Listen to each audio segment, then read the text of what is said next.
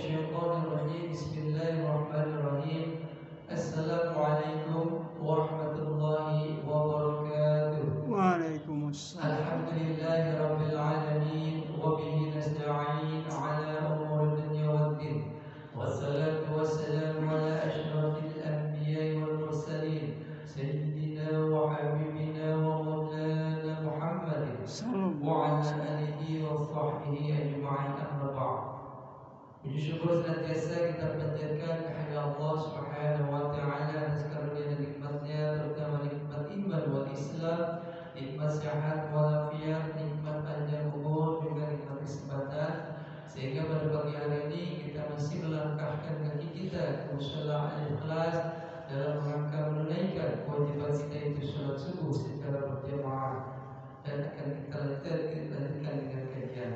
Salawat serta salam tercurahkan kepada baginda kita Nabi besar Muhammad sallallahu alaihi wasallam, kepada keluarganya, para sahabatnya, juga umat Islam yang istiqomah dengan sunnah-sunnahnya.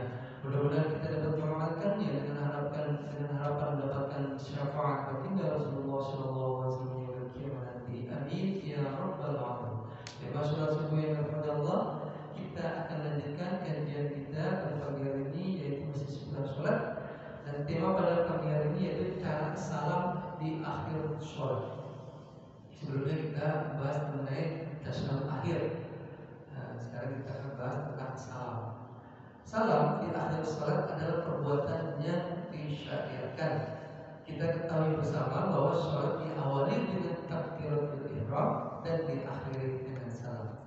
Dari Ali bin Abi Thalib radhiyallahu anhu, Nabi sallallahu alaihi wasallam bersabda, pembuka salat adalah tahar, yang menandai diharamkannya semua gerakan dan perkataan selain gerakan dan perkataan salat. Salat adalah takbir, dan yang menghalalkannya adalah salam. Hadis riwayat Abu Daud, At-Tirmidzi, Ibnu Majah, disahihkan Al-Albani dalam Sahih Abu Daud. Dalam salam yang diwajibkan dan merupakan rukun sholat adalah salam yang pertama, yaitu salam ke kanan. An-Nawawi rahimahullah mengatakan, para ulama yang diakui pendapatnya telah ijma bahwa salam dalam sholat tidak wajib kecuali satu saja. Syarah Sahih Muslim, diambil dari kitab Sahih Muslim. Lalu bagaimana hukum salam yang kedua? Ulama khilaf mengenai hukum salam yang kedua menjadi dua pendapat. Pendapat pertama, hukumnya sunnah. Ini adalah pendapat jumhur ulama, bahkan dinukil ijma dari sebagian ulama, sebagaimana nukilan dari An-Nawawi di atas. Ijma juga dinukil oleh Ibnu Abdullah Al-Qurtubi, At-Tahawi, dan Ibnu Rajab.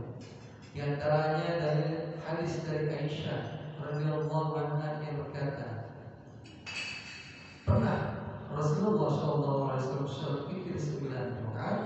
Beliau tidak duduk tasyahud kecuali pada rakaat ke-8. Beliau memuji Allah dan berzikir serta berdoa, lalu bangun tanpa salam. Kemudian lanjut rakaat ke-9. Kemudian duduk tasyahud dan berzikir kepada Allah Azza wa Jalla dan berdoa, kemudian salam dengan satu salam yang diperdengarkan kepada kami. Ketika beliau tua dan melemah, beliau sholat witir 7 rakaat. Beliau tidak duduk tasyahud kecuali pada rakaat ke-6, lalu bangun tanpa salam. Kemudian lanjut rakaat ke-7, kemudian salam dengan satu salam. Kemudian beliau sholat lagi 2 rakaat dalam keadaan duduk, kemudian salam dengan satu salam, mengucapkan Assalamualaikum. Beliau mengeraskan suaranya hingga membangunkanku.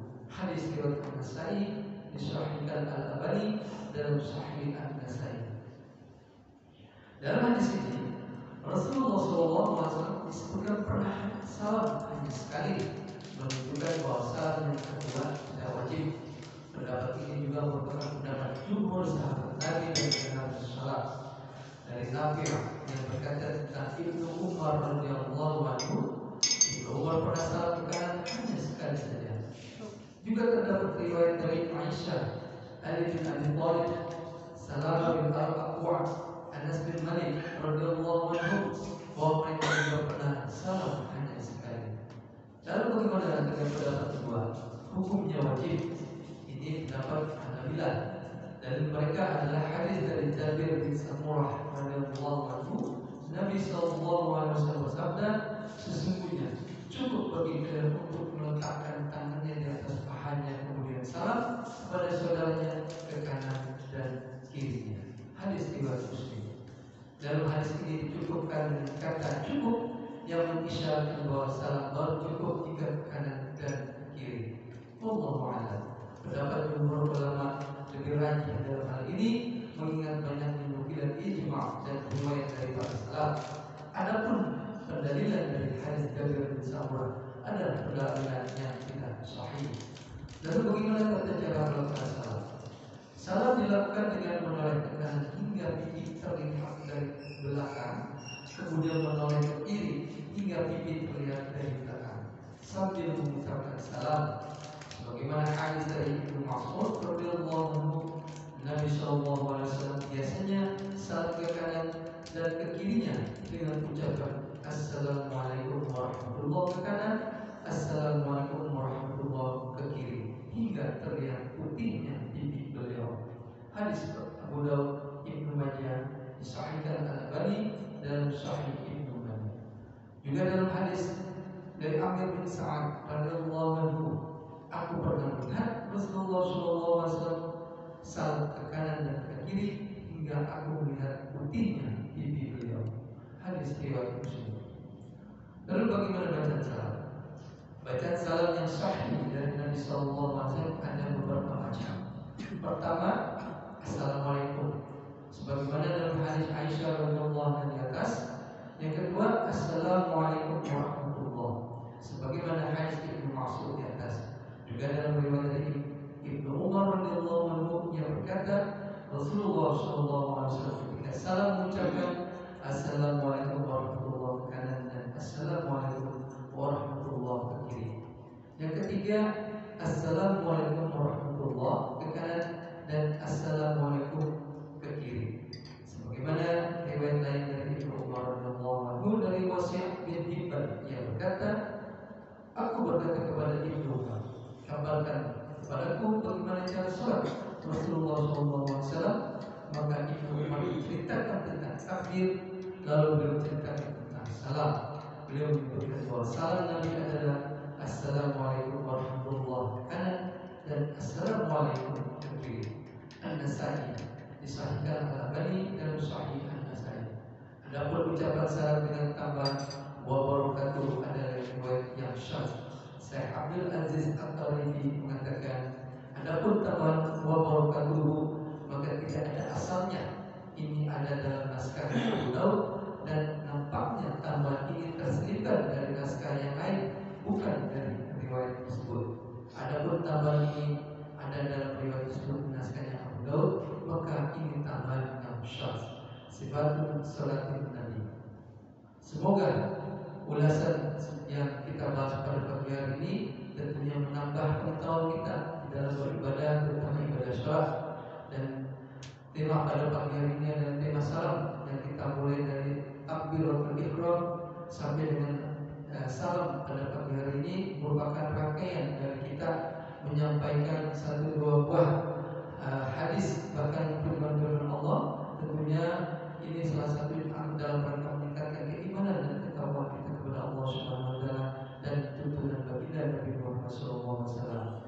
Di sini kita sudah mendapatkan sebagian daripada apa yang kita ketahui, dan tentunya ini terus kita menjadi tahu, dan tentunya ini dapat diamalkan dalam kehidupan kita sehari-hari.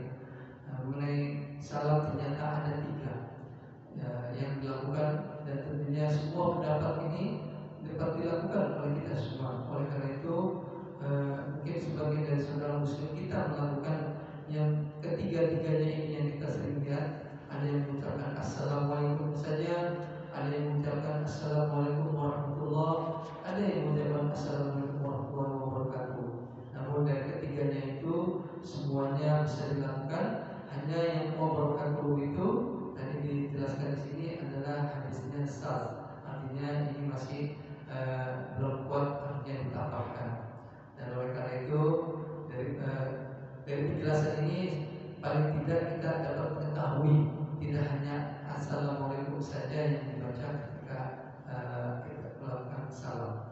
Kemudian yang kedua adalah mengenai bagaimana hukum di dalam mengucapkan salam.